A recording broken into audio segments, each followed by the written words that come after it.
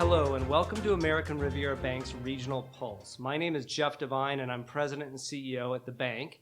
And I'm really excited today to bring you this podcast from the historic green room at the Lobero Theatre.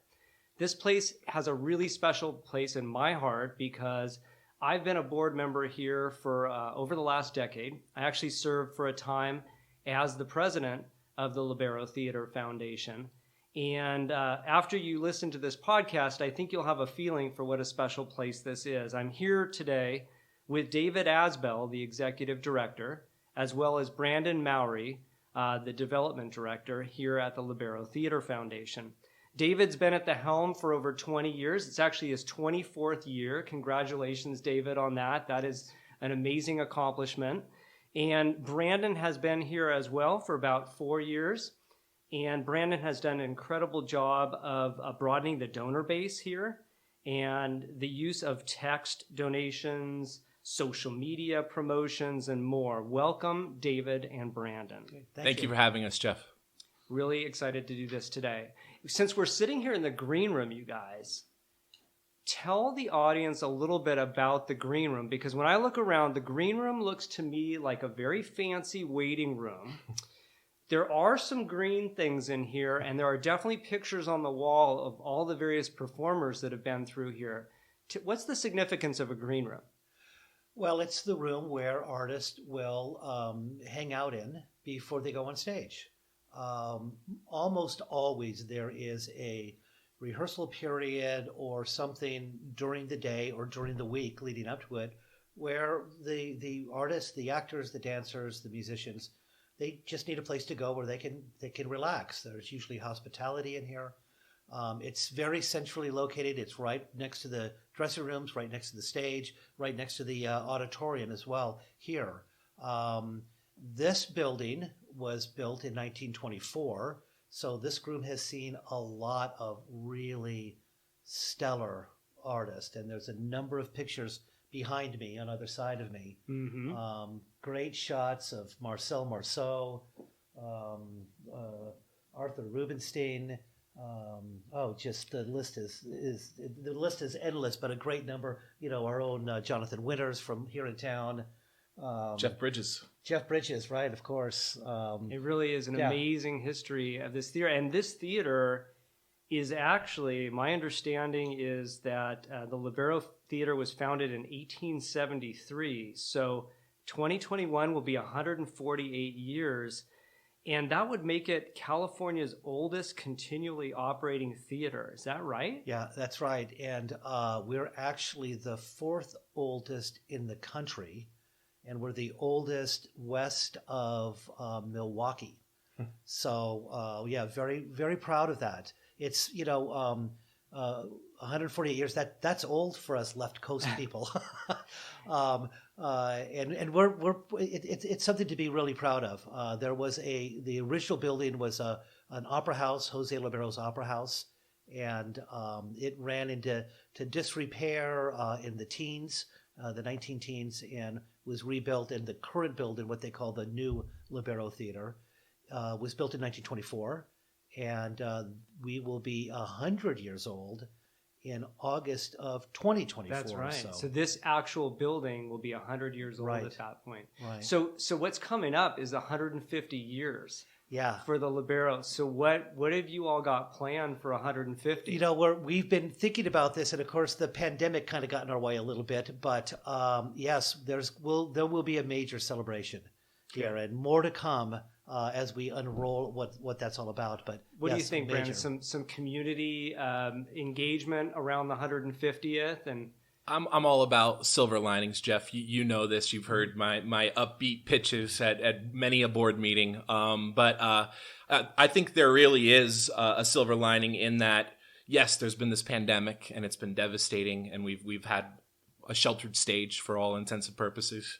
And the fact that people are going to be coming back, there's a thirst. We're hearing it with our supporters. We're hearing it with our patrons. Folks are so excited to get back in that theater. And the fact that that's all going to coincide with this huge anniversary for the theater, I think if you're looking for silver linings, that's a pretty good one. I'm really excited for it too. I'm looking forward to what you guys have in store. And the theater itself, I mean, maybe not everyone is familiar, but this theater is a certain size. It has approximately 600 seats, right? Correct. Okay. And it's often been cited as one of the best venues to watch live music. And I'm kind of curious, what is it that you think has made the Lobero such a great place? Is it the size of the venue, the seats, the acoustics? What is it? You know, it's all of that, but the most important thing is the relationship between the artist, and again, whether that's music or theater or dance, spoken word, whatever that is, the relationship between the artist and the audience. It is so close. You know, a lot of theaters have a orchestra pit between the stage and the first row. We don't have that here. I mean, our first row is right up against the stage. You feel, no matter where you are, we only have 19 rows. No matter where you are, you feel like you can reach out and touch whatever's going up on stage. Sight lines are great. I think that's probably the most important thing, that intimacy between the audience and the artist. I like that concept. Yeah, I feel that when I'm here listening to music.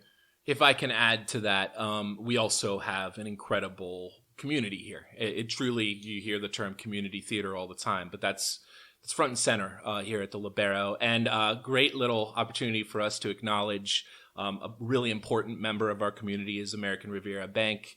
You guys are tremendous, impactful leaders as board members, you yourself. But also, we love having the American Riviera Bank team over here. You guys are corporate sponsors. You come out to shows. And so we're just so appreciative of a long-standing collaboration we have with your bank. Thank you, Brandon. We really appreciate that, too. It's enjoyable. And that intimacy that you're talking about, it's not just about the show. Sometimes it's the pre-show. It's being outside in the courtyard and having a drink and being able to mingle with other corporate sponsors and other guests for the evening. It's so much fun to do that before the show and then go in and see a great show. And you're right, you know, there really is no bad seat in the house. You know, with 600 seats and 19 rows, you're really not going to have an issue. There's never anything in your way. And it's certainly not a venue where somebody's going to have to whip out binoculars to see who's on the stage. That's not happening here at the Lobero. So that's that intimacy. But the history as well is so interesting to me. One thing that maybe not everyone in the community would be aware of is that the Lobero has multiple different purposes, in that it's a rental house available for rent for community organizations or promoters that want to promote a show and do it here at the Lobero, and it can be rented in that respect.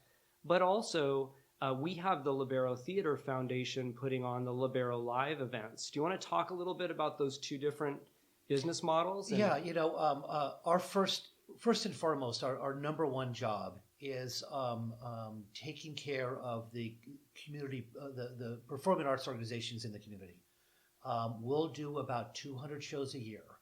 About 40 of those, or 35 of those, will be Lobero Live, something that we present. And so the bulk of our calendar, it's local people. It's you know the local ballet, exactly, you know, right. the kids the up there on the right, stage. The youth symphony, right? Exactly. Those are the ones. Music Academy is here for 10 weeks over the summer. The film festival. The film festival is here. Yeah, of course. So most of the activity is the Lobero Theatre Foundation and our staff working with those organizations to do what we can to help make their shows better. You know, we don't make the opera, but we can do everything else to make sure, with our tech crew, with our front of house crew, down to just making sure the restrooms are clean. You know, that type of thing, that type of support. Our box office is a big key to all of that. So that's really our job one. And yeah, we're proud of Lobero Live. We're proud of what we present. It's actually a very, you know, it's 10% of or 20% of our calendar, if you will. So maybe in simplistic terms, if we were to look at the business model, you will receive rent from the renters, right? And so that's kind of one way that the Lobero Theater will make money to support its operations and to keep the theater in good shape, et cetera, et cetera. But then also, Lobero Live events will be put on, and that's a situation where the Lobero Theatre Foundation is actually, you know, taking risk. that we need to sell a certain amount of tickets to make a profit on the performance. Right. And that can be supported by corporate sponsors and donors, etc. But the rental aspect is more of the stage being available for the community. And as you said, it's a big part of the number of days that the theater is in operation. Right, and that happened long before I got here. I mean, I think the Lobero has been central to the local performing arts scene since day one. You know, population-wise, we're not a large town, not a large city, not a metropolitan area by any stretch. 600 seats is ideal for most of the local organizations here in town.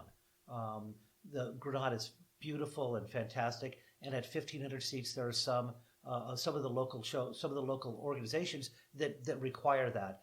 The majority are really looking for something a little bit smaller. So, and Makes sense. they would like to perform more.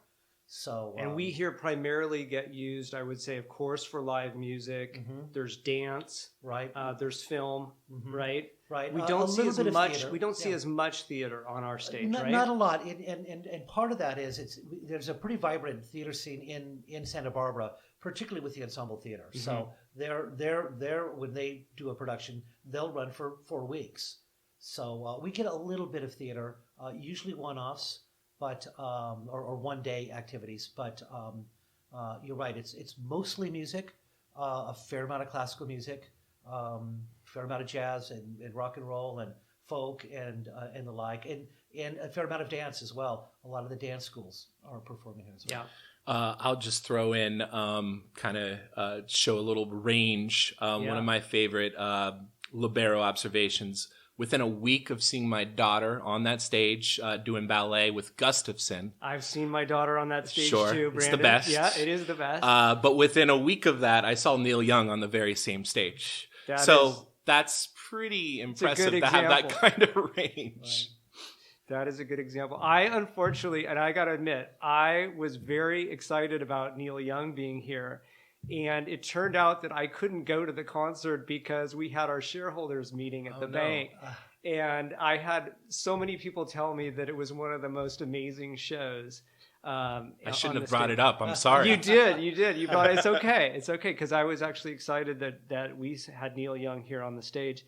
And speaking of that, what would you say? I mean, I know there's just a ton of history here, but if you had to look at maybe one older show that maybe represented, one of the most famous acts to play on the Lobero Theater, who would you say it is? And then maybe give us a more current representation. Maybe it's someone like Neil Young. That's obviously a really big act.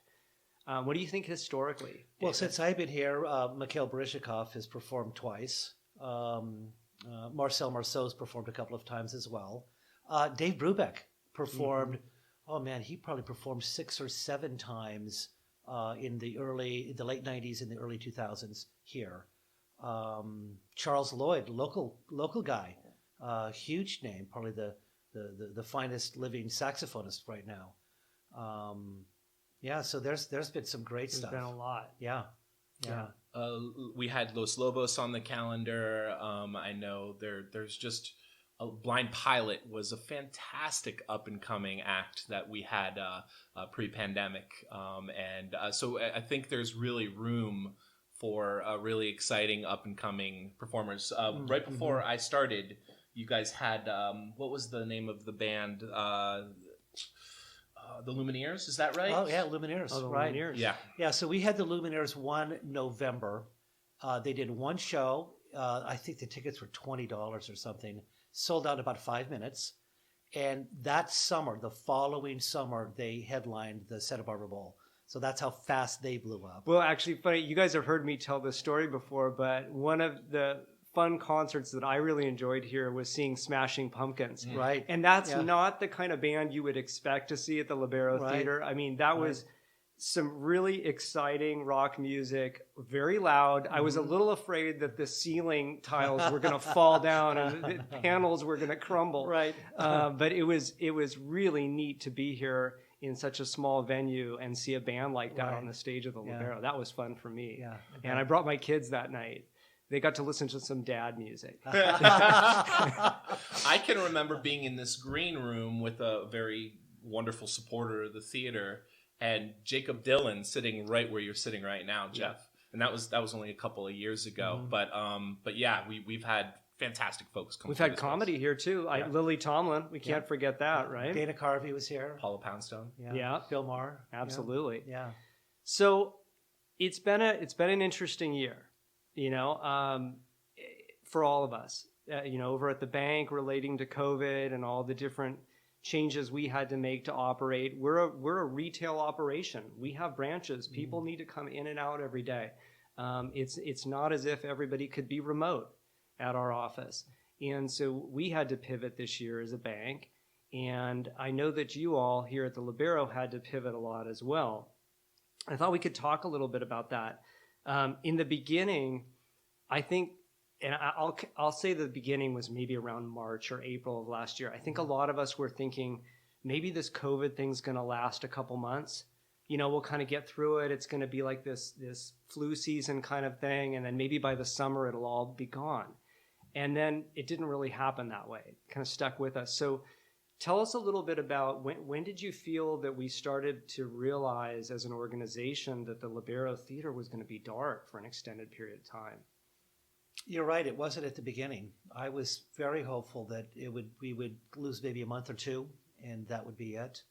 That was probably the most maddening part, and it doesn't matter what business you're in. I'm sure everybody was in the same boat. At the very beginning, we had a show on March 11 and March 12 that was falling off the cliff. Nothing. You're not allowed to do anything. And again, that whole uncertainty. How long is this going to last? Well, maybe it's not going to last that long. Let's keep people on. Let's postpone. There was a lot of postponements of shows, thinking that maybe we can't do it in the summer, but we can do it in October. Right. And then that turned out that those had to be rescheduled yet again or postponed indefinitely. Well, if I could just add to that, it really speaks volumes to our patrons.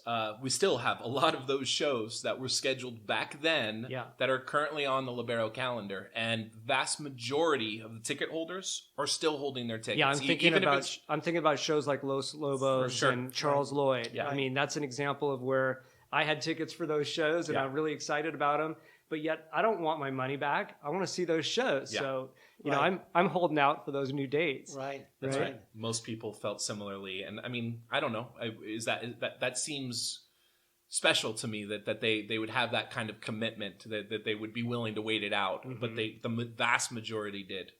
So, being on the board, I guess I'm kind of privy to some stuff that went on being a board member here at the Lobero, and I know that it was really tough because once it dawned on us that the theater was going to be dark for an extended period of time, we had to go through and we had to look at the whole model. What were the expenses looking like? Where was the revenue going to come from? Thankfully, we had a pretty diversified revenue model that involved components of donations from the community, and we have certain support. Let's talk about that a little bit. So on the revenue side, we have something called the Ghostlight Society. Brandon, would you tell us a little bit about what that is? We can't talk about the Ghostlight without acknowledging our colleague, fundraising superstar, Jim Doherty. He really coined it and started it and developed it and grew it, and it is really his legacy in a lot of ways. But to become a member of the Ghostlight, it's a extremely supportive gift of $10,000 or more. And we have, a wonderful group of supporters that choose to help out at that level. To answer your question, the Ghostlight goes back to Shakespearean times. It is the light in the theater that never goes out. And true to form, we have such a light on that stage right now. I'm guessing it's turned on. It's never turned off. That's right. But it's representative of that support that truly. It's transformational. It really makes a huge difference for us. So the Ghostlight Society is a group of people that agree to support the theater at the $10,000 or above level year in and year out. Mm-hmm. That's right. So that the theater always has a light, so that it is always running, so to speak. And so that's been good. You've actually had new Ghostlight members that have joined during this period of time where we're not even able to have shows on the stage?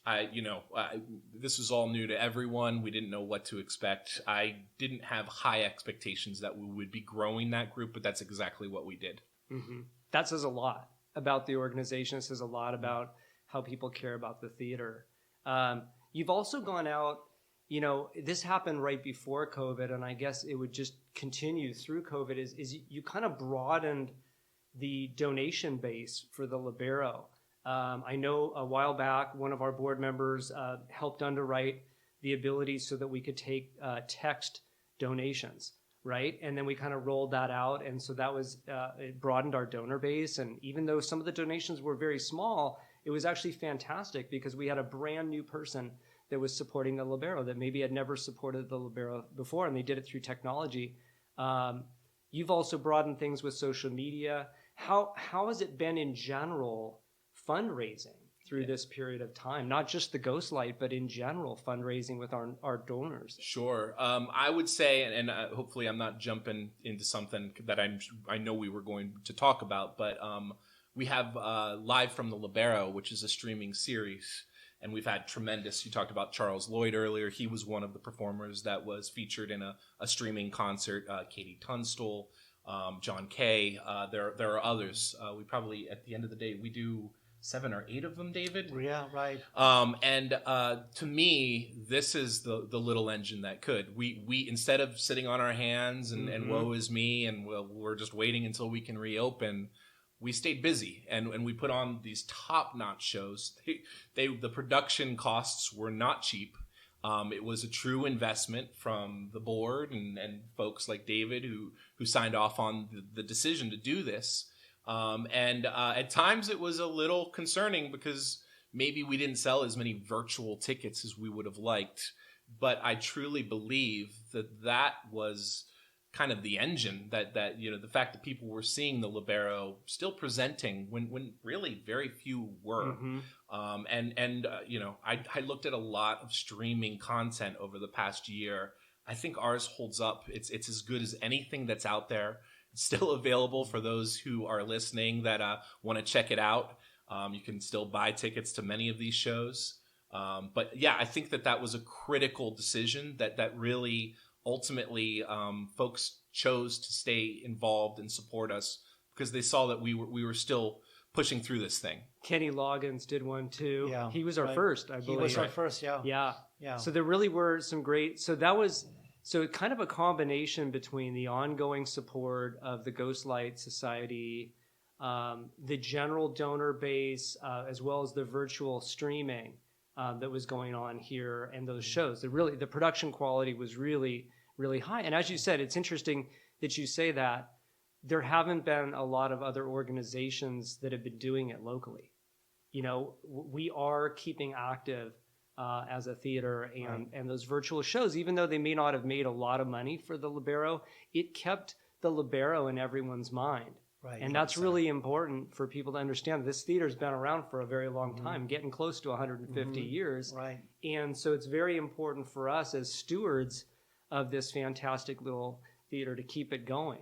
Right. And it's been a really challenging time. And I know you all had to make some difficult decisions too. You had to cut expenses, and that could not have been easy. There are certain employees that maybe we could not afford to support during this period of time. There were certain hours that got cut back. How hard was that for you guys? Well, 2/3 of the staff was furloughed. And we furloughed, meaning that we kept them on our insurance. But yeah, we're hopeful that most of them will be in a position to come back and want to come back. But we know that some people have actually gotten other jobs and moved on. And while that's not, we're happy for those people, but it doesn't make our job easier, that's for sure. And that was the hardest part was, the timing of it. It was good and bad. I mean, in one sense, if you have to take a year off, at least it would happen when we were the busiest we've been. And from a financial point of view, we were feeling pretty healthy. So at least there was that going in. But again, we were as busy as possible and then nothing. So that was the hardest thing. The the human loss, Right. was really the hardest thing. So the communities come in behind the Lobero, but yet the gap is big. I mean, I think we were talking earlier that it may be as much as 2 million of lost revenue It'll be that the closer to Libero's 2.5. gone through. Right, Two and a half, Yeah. David? Yeah, that's assuming we can open up sometime in late summer, early fall. So that's obviously that's money that can't be made up. But so going forward, the way that the community can help with that is, obviously companies like American Riviera Bank can continue to be corporate sponsors or become a new corporate sponsor in anticipation of what's going to happen here in the future. People can join the Ghost Light Society. As Brandon mentioned, folks can actually buy a ticket to some of the streaming music that we recorded here. Libero.org. Libero.org? Yep. Okay, great. I would say, though, that the organization really did a fantastic job of pivoting. I think that when you look at the concept of a stage being dark for a year and what that means for a lot of venues out there, I think that it was meaningful that the Lobero has a diversified model, the rental side and the Lobero Theatre Foundation, Lobero Live side, as well as community donations, et cetera. I think that was an important part of the pivoting that went on. I think everyone's using that term pivot a lot during COVID-19. But it's also so, I guess, inspiring to see that the community has supported the theater in a big way, because the community really wants you guys to be back up and running. Right. What do you think that looks like? I mean, right now we're sitting here, it's right at the end of March 2021. When do you think, and I know you're speculating a little bit because we don't know how everything's going to roll out, but when do you think you might be able to reopen for live theater? Will it be with reduced seating? Will there be different protocols? How do you envision that at this point? I'm sure there will be a period where we will be allowed to open with a socially distanced audience. And I'm not sure when that'll happen or how long that will be before we can go to full capacity, but I'm anticipating that. There are the biggest issue there, of course, is 10% or 20% of your house. There's not a lot of revenue to be generated, so most of the events that take place here can't operate under that. That's but right. that doesn't mean there can't be other events that can come in a short period of time. The community was there for us this past year, and if there are community organizations and artists who want to come in and perform at the Lobero under those circumstances, then we have to be there for them. Then our box office has to be ready. Our front of house staff has to be ready. Our ushers need to be here. So, do you think that it would be unlikely to open with 10, 25% capacity? Do you think we would need to be at 50% capacity, where you're kind of leaving every other row, open, or some space between the seats? What do you think? Because you bring up a really interesting point. In a 600-seat theater, you really can't charge, for 60, 120 tickets. Right. That would be a very expensive ticket to try to cover the cost of the artist right. So and all the labor that's involved and all right. that, right? But I'm hearing from again from the opera, which has used our courtyard for rehearsals. Opera Santa Barbara is one of the organizations that's been very aggressive about performing. They're doing a drive-in down at the Ventura Fairgrounds in another couple weeks, where you drive in and watch the opera there. They've been using our place as rehearsal. They would like to, if nothing else, thank some donors and have do a special program specifically for that, just to keep, again, that presence going. The Youth Symphony is going to be filming something here later on this month, later on in April. So there are there's local artists where the fee is not that high. Yeah. And again, they haven't, nobody's really performed in a year. So I think there will be some of that. I don't think it'll be a lot. And I think that it will kind of, like I said, that there'll be a certain period of time where that's the only thing allowed. So do you think that it looks like the fall of 2021 versus the summer? Is that where you're trying to schedule some Yeah, of your... I'm very hopeful that we are open to capacity somewhere in August, maybe September. Okay. And I think that can, I think there's a real possibility of that. You know, you hear things, you know, the president saying that, you know, we'll have everybody vaccinated by July or end of May or something. And thinking, you know, if everybody's really vaccinated by the end of May, then I think August is a real possibility. My wife pointed out she was excited. Monterey Bay Aquarium here in our own state of California reopening later this month. So we are seeing indoor activity. And I know coming to a music hall and having somebody on stage singing out to a crowd is different than an aquarium. But it's baby steps, and we're seeing progress and things reopening, and we'll be one of the dominoes to fall. But we can't wait to get there. Right. And our attention from a staff perspective, our focus has really shifted to, okay, what do we need to do to be ready? And it could be as early as July with a social distance crowd, maybe even June. And again, I think that we owe it to the community. If there are people who want to do that, we should be there for them. David, I know you're a huge music fan, and I know that jazz music is really near and dear to your heart. I know you used to travel pretty much almost every year to New Orleans for the jazz festival, didn't you? We went to New Orleans once, but my wife and I go to the Monterey Jazz Festival each year. Okay.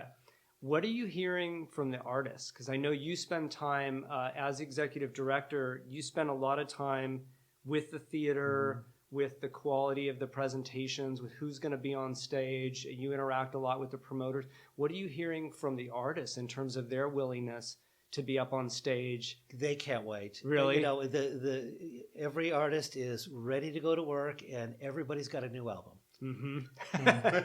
They've all had plenty of time to record. There's a lot of new work out there. It's a creative window. Yes. Yep. And every artist I know, definitely musicians as well. They can't wait. You know, that's how they make a living. So there's the financial aspect, but the whole, you know, not being able to do what you do, what your passion is, that's hard. That is hard. So yeah. And I like the idea that, there's an awful lot of new music out there that no one's heard yet. I bet. What else would you like, you know, the listeners of this podcast to know about the Lobero as we talk today? You know, this is fascinating to hear a bit about the history of the theater and what's going on right now. Tell us a little bit about anything that's on your thoughts. Well, we're going to stress the fact that when we open up, we'll open up safely and we'll follow all of the guidelines. Trust us on that. And just trust us to know we'll be bullish. As soon as we can, we will. Brandon, thoughts? Yeah, just to kind of revisit the history. We kind of just threw it out there kind of quickly that we are the fourth oldest theater in the country. I'm an East Coaster. And when I moved out here, I immediately became familiar and saw shows at Lobero. And only in the last couple of years did I start becoming a member of this team. But it wasn't. We have a board member. I'm going to give him a shout out. Brett Hodges, if you're listening, you're the best, or one of the best of our wonderful volunteers.